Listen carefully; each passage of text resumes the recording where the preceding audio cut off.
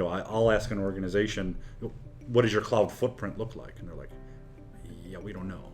We're doing this, and I know we're doing that, but I have no idea what's in my cloud. And when we take a look at it and use some of our own internal tools that work with our cloud providers, we can say, hey, this is what we see. We see these VPCs and these VNets and these services and this stuff turned on and these storage arrays and these interlinks between the different networks and links between physical private networks. And we'll ask them, like, oh, did you know that you're connected to this network or this virtual network in the cloud? And they're like, yeah, we have no idea what that is. I'm like, we don't have visibility into it, but we can tell you you're connected to it.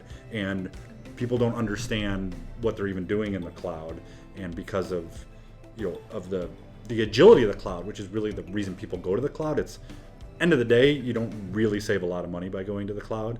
You spread that cost out evenly over a longer period of time, as opposed to the traditional capital and depreciation and then paying maintenance on stuff. But what you gain by going to the cloud is the agility, which then you can save time and money by being more agile, as opposed to the traditional capital cost. But because it's so fluid and dynamic, a lot of organizations don't even know what they have in the cloud because so many people have access to it.